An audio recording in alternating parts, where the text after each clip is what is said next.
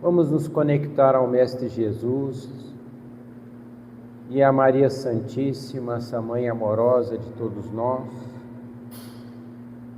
e pedir à equipe espiritual aqui presente que possa nos amparar, nos apoiar nessa tarde, em todos os nossos pedidos, em todas as nossas necessidades, que possamos receber aquilo que merecemos e que viemos buscar essa tarde, nessa casa, nesse trabalho.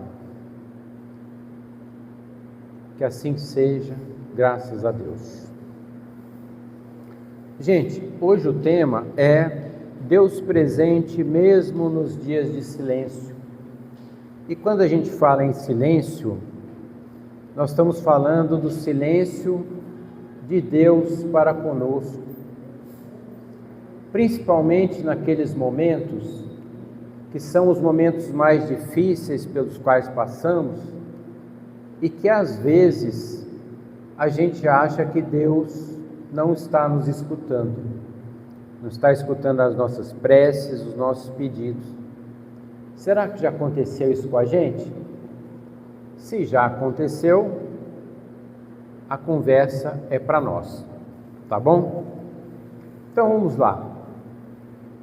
Ao longo da nossa experiência, nossa experiência humana, quantas vezes a gente sente momentos em que parece que Deus está distante ou está em silêncio, Em períodos de dor, de prova moral, de enfermidade, de crise existencial, às vezes a gente se pergunta: onde está Deus? Que a gente não sente, Será que Ele nos abandonou? Então, essa pergunta às vezes acontece em nosso campo íntimo. E o que é que nós devemos fazer nesse momento? O que fazer? Será que o Pai nos esqueceu? A doutrina espírita, ela tem algumas questões e uma abordagem que é bem particular em relação a outras religiões para essa questão. Por quê? A doutrina nos ensina, na verdade os espíritos nos ensinam que a vida é um processo evolutivo e ela é regida por leis divinas imutáveis. Então, as leis estão aí. Deus criou as leis que regem o mundo material, mas também regem o mundo moral. E Deus cuida de tudo isso o tempo todo. Por isso que a gente diz que Deus está em tudo. Está inclusive dentro de nós. Então a gente não precisa achar que, olha, Deus nos desconectou como uma internet que às vezes desconecta, Não tem jeito, porque Deus tem um ponto de acesso dentro de cada um de nós. Agora, tem momentos que a gente acha que Ele está muito quietinho, Ele não nos ouve. Esse silêncio de Deus que a gente sente não é um abandono de verdade, mas é um mecanismo pedagógico inserido nas leis do progresso espiritual. É que nem quando a gente tem um filho, às vezes a gente tem que deixar o filho passar pelas experiências.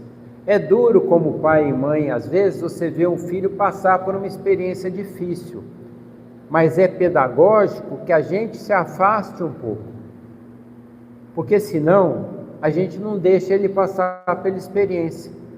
É que nem um professor com os alunos. Se ele ficar toda hora ajudando o aluno não consegue se desenvolver, não é isso? Quem são os melhores professores que a gente tem? Aquele que fica segurando na mão e não deixa a gente nem pensar? Ou é aquele que era duro na queda, que fazia a gente estudar, que a gente até chorava, que não estava entendendo a matéria,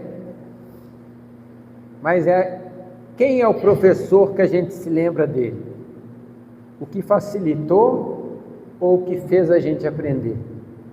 Não é verdade? Pode ser que no momento em que a gente estava aprendendo, a gente xingou aquele professor e aquela professora, não é não? Já aconteceu isso com cada um de nós, porque está me pegando, eu não consigo entender, eu não consigo ter a nota, mas depois, lá na frente, são esses os professores que a gente vai se lembrar, é deles que a gente vai se lembrar.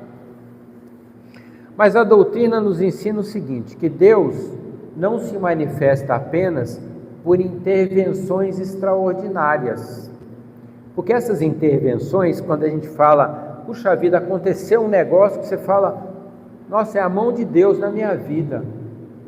Às vezes acontece isso, mas isso é o caso anormal, porque são as leis naturais que regem a vida moral e espiritual, que é ali que Deus se manifesta, nessa justiça, que pode ser que a gente até ache que, olha, não está certo, não está justo, mas depois lá na frente, a gente que tem um pouquinho mais de anos de vida, a gente descobre que é verdade, foram nesses momentos, dessas pequenas intervenções, que Ele foi guiando os meus passos.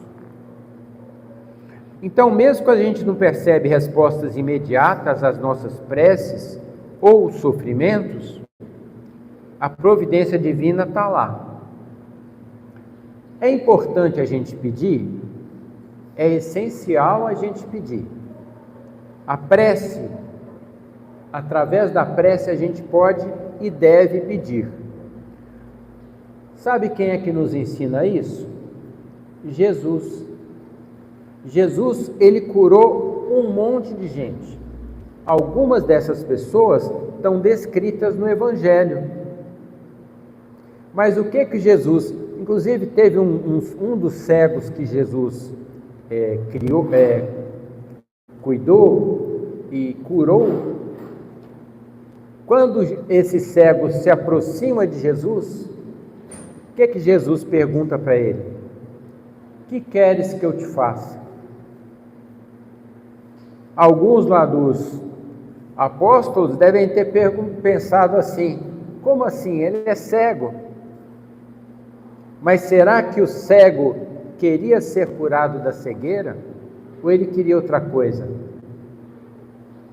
Então, a gente percebe que no exemplo de Jesus, quando ele pergunta isso de verdade, ele está perguntando para você, o que você, como espírito imortal, deseja? Ele não está falando para você nessa vida, porque, gente, as limitações que a gente tem na vida, as doenças que a gente tem na vida, as dificuldades que a gente tem na vida, não são punições, são medicações para a alma, são medicações para o espírito imortal. E talvez a dificuldade que eu tenha e que eu não consiga retirar da minha vida, é que para você como espírito imortal, ela não possa ser retirada. Vocês querem um exemplo? Tem o Jesus, ele cria situações ali que são para o nosso ensinamento. Aliás, tudo que ele fez era para nos ensinar alguma coisa. Então, por exemplo, ele cuidou e curou 10 leprosos. Um só voltou para agradecer. Mas é narrado pelos Espíritos que tem um dos casos em que um dos leprosos ficou curado e ele era um jovem muito assim descabeçado, destrambelhado. Ele não durou 2 dias, porque ele se envolveu com outras pessoas e acabou desencarnando. Vejam que a lepra não permitia que ele tivesse esse convívio danoso, porque ninguém queria conviver com ele. Mas na medida em que ele se curou, ele voltou para os vícios. E nos vícios ele desencarnou. Então a gente poderia até perguntar, mas Jesus não sabia disso? Mas Jesus respeitou o livre-arbítrio. Que queres que eu te faça? Então, nesse ponto, a gente tem que ficar muito atento para o poder da palavra. O Haroldo Dutra, que ele é um espírita que faz muita pesquisa e tem palestras maravilhosas. O Haroldo, ele conta assim, ele fala assim: Deus é muito econômico nas suas palavras, porque se ele falar, eu gostaria que o céu fosse cor-de-rosa, pronto, o céu fica cor-de-rosa, porque a vontade divina acontece.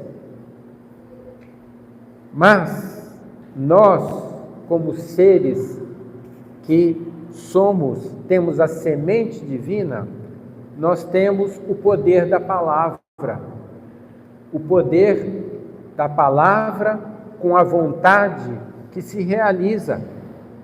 Então é muito importante que a gente cuide dos nossos quereres. Vocês compreendem então por que Jesus perguntava: que queres que eu te faça, até mesmo para um cego? Não faz sentido isso? Então vamos lá. Na visão espírita, Deus é a inteligência suprema e causa primária de todas as coisas. Ele está presente em tudo. E o Livro dos Espíritos nos define o seguinte: Deus não é um ser distante ou indiferente, mas a origem e sustentação de toda a realidade espiritual e material. Aí eu pergunto para vocês: se Deus está em tudo, inclusive em nós, como é que ele pode estar distante? Agora, em silêncio, ele pode ficar, porque talvez o silêncio precise acontecer na nossa vida para que a gente faça algumas coisas. Vamos desenvolver um pouco melhor isso, tá? Então Kardec também, os espíritos explicam que as leis divinas são perfeitas, imutáveis, governam tanto o mundo físico quanto o moral, né? E essa ação divina, ela se expressa continuamente na harmonia do universo e no progresso das almas. Eu pergunto para vocês, nesse mês de março, quantas vezes vocês olharam para o céu à noite, para as estrelas, para um pôr do sol ou para o nascer do sol? Quantas vezes nesse mês? Foram muitas? Foram algumas? Foram nenhumas? Gente, é impressionante a gente ver. Eu tive a oportunidade de fazer isso, de ver no telescópio, um telescópio mais potente, o céu noturno. É uma coisa maravilhosa. A gente vê as fotos, é lindo, na internet tem, mas você vê ao vivo no telescópio as constelações, as cores das estrelas, daquelas galáxias, a perfeição do universo. Aí você fala assim, mas é só lá? Quem já pegou um microscópio e olhou aqueles seres unicelulares no microscópio? Na escola a gente já fez isso, né?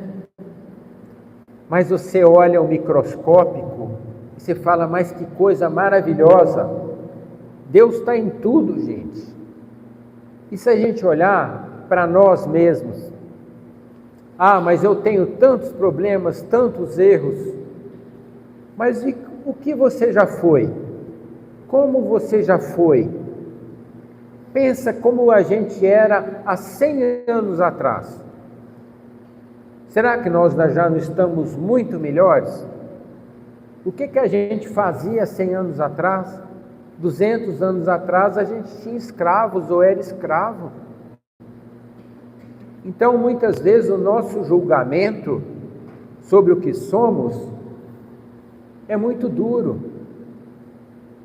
O maior adversário que cada um de nós tem, a gente conhece, e todo dia que a gente olha para o espelho, a gente renova o conhecimento dele, né?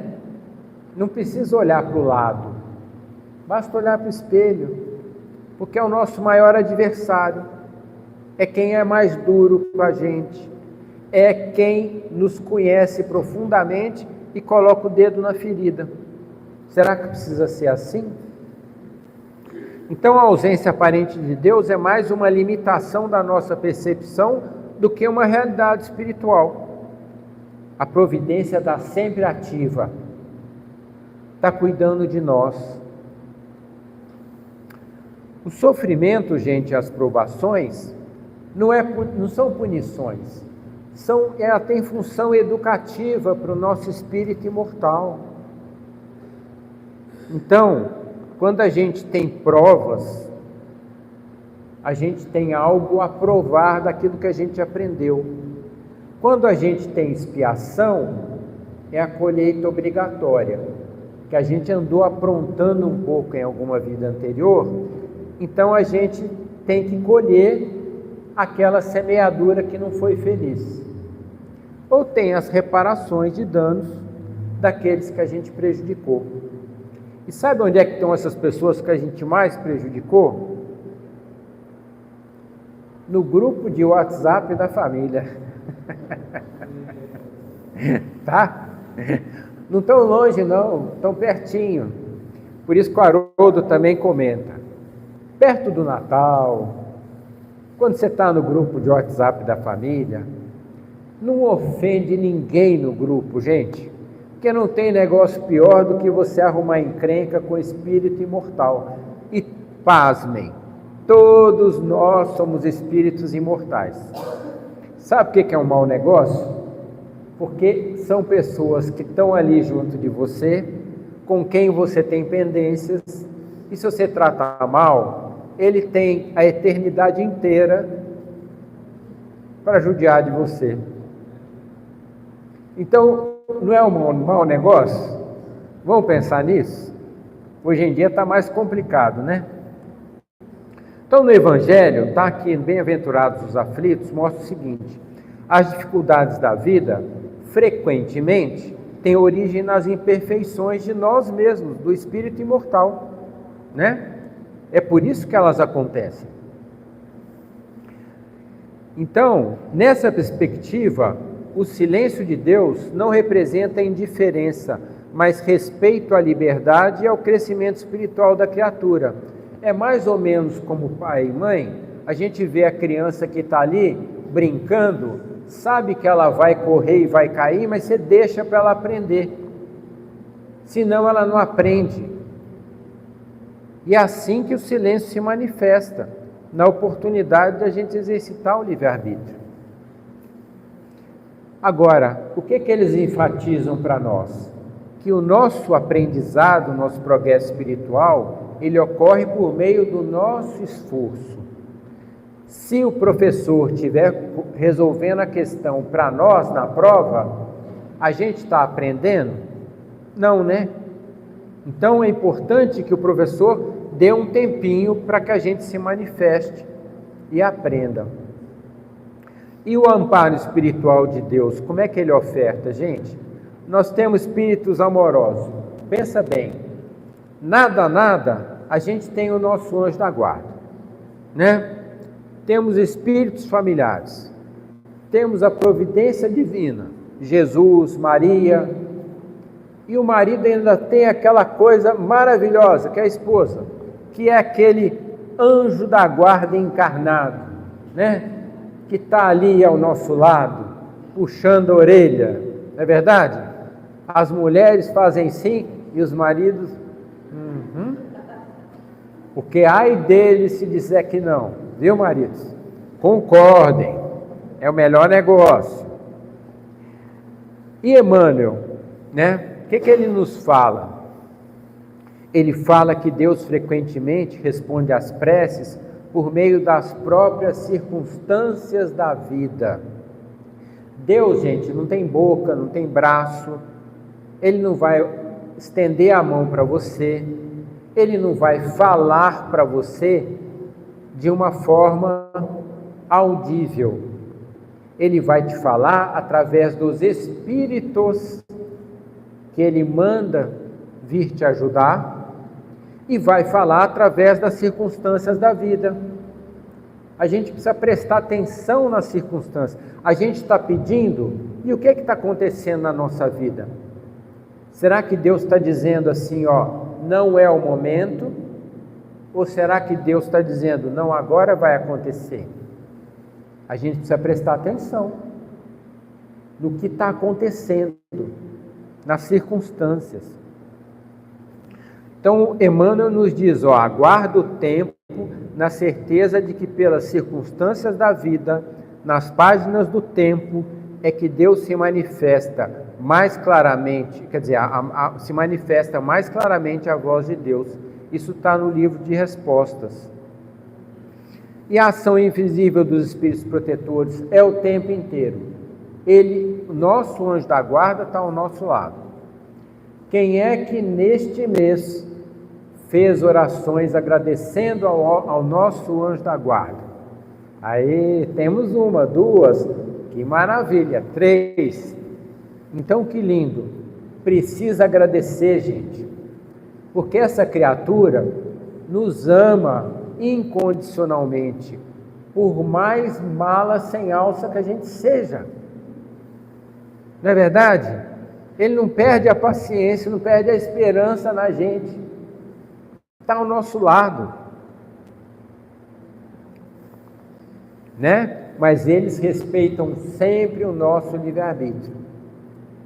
Às vezes ele vai ficar de lado, vendo a gente fazer bobagem, mas vai sempre soprar uma coisa boa para a gente fazer, para remediar os erros que cometemos. Então, a própria experiência de Jesus nos evangelhos, aí aqui é o momento em que a gente fala de Jesus como modelo de confiança em Deus. Tem um negócio interessante que é assim, os evangelistas falam, Jesus falou na cruz assim, Deus meu, por que me desamparaste? Será que Jesus titubeou? Não era isso. Jesus, naquele momento difícil que ele estava prestes a desencarnar, ele recitou o Salmo 22. É que ele falou baixinho, e quem estava perto falou, olha, ele está perdendo a confiança em Deus. Mas o Salmo 22 começa com essa súplica, e se você ler o Salmo, ele recitou o Salmo todo. Ele termina glorificando a Deus. Então Jesus não perdeu a fé em Deus. Ele naquele momento ele foi capaz de recitar um salmo que começa com a dúvida e termina glorificando a Deus. Você vê que Jesus realmente é batuta, né? É demais, não é verdade? Então, nesse momento extremo, ele demonstra confiança plena na vontade divina. Então, o exemplo dele mostra que a fé verdadeira não depende da ausência de dificuldades, mas da confiança contínua na justiça e sabedoria de Deus. Então, dificuldade, gente, todos nós vamos ter. Veja o exemplo da semente. A semente, para sair da terra, ela tem que começar a se desenvolver e crescer. E aí sai da terra e alcança a luz. Esse exemplo a gente tem que usar para a nossa vida. Quantas vezes eu não estou ali, que eu não consigo sair daquele momento de semente?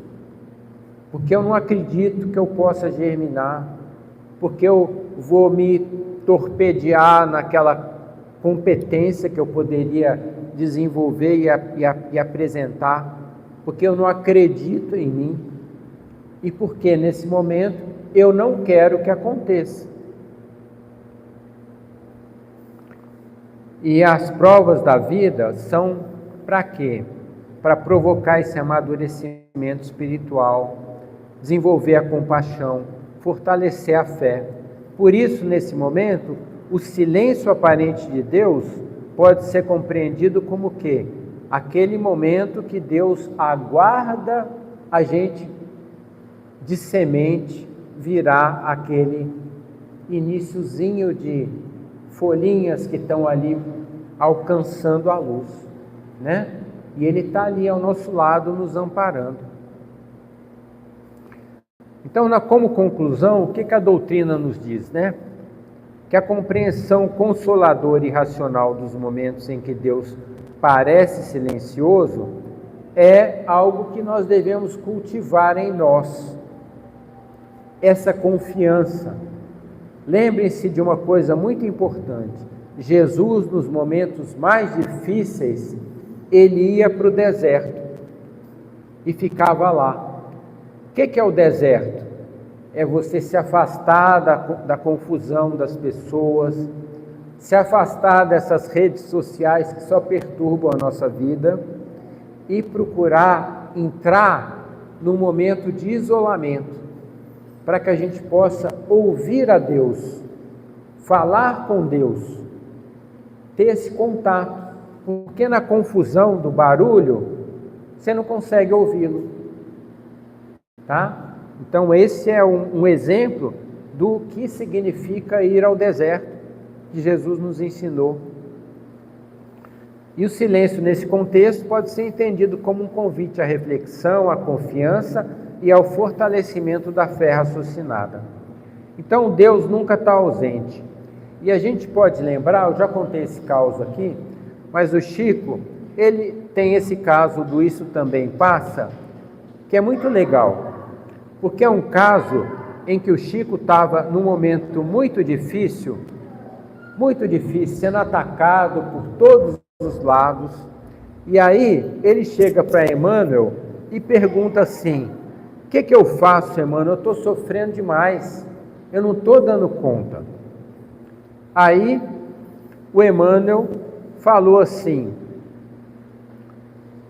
Chico, isso passa, esse momento também passa. Aí o Chico tocou a vida, né? Foi enfrentando as dificuldades. Aí o público começou a ser mais carinhoso com ele. E aí o Chico ficou feliz, né? E virou para o Emmanuel e falou assim: ô Emmanuel, agora está tudo bem, parece que Deus me ouviu, agora eu estou feliz. Aí o que o Emmanuel disse para ele? Chico, isso também passa. Então, gente, é importante lembrar que os momentos de dificuldade são os momentos em que proporcionam o nosso crescimento espiritual. Se a gente passasse a vida de férias, sem ter que fazer nada, como tem muita gente, infelizmente, muitos não, mas alguns, estão fazendo no planeta, a gente não teria crescimento, pelo contrário, a gente aproveitaria mal as oportunidades que essa vida nos fornece.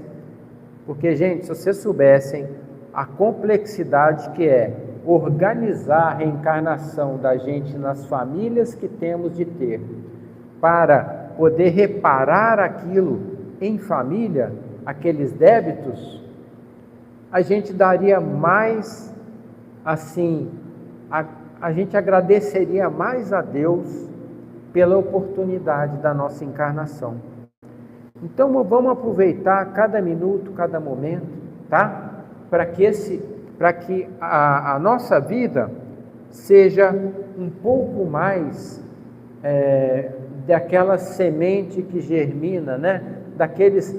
Daquelas possibilidades de evolução anímica nossa, que a gente está ainda deixando como sementinha, tá bom? Então, pensando nisso, vamos nesse momento, fechando nossos olhos e pedindo aí aos passistas para que se posicionem, para que a gente possa receber o passe espiritual Os nossos amigos passistas vão oferecendo a sua energia, o seu ectoplasma, para que os espíritos superiores, espíritos tarefeiros aqui presentes, possam ir medicando a cada um de nós. Vamos sentindo nesse momento o envolvimento com esses irmãos espirituais, esses enfermeiros, que nos tocam o coração, que vão nos tocando os centros de força, equilibrando e harmonizando, e vão conversando com a gente no nosso campo íntimo. E nesse momento, o nosso irmão espiritual nos pergunta: o que queres que eu te faça?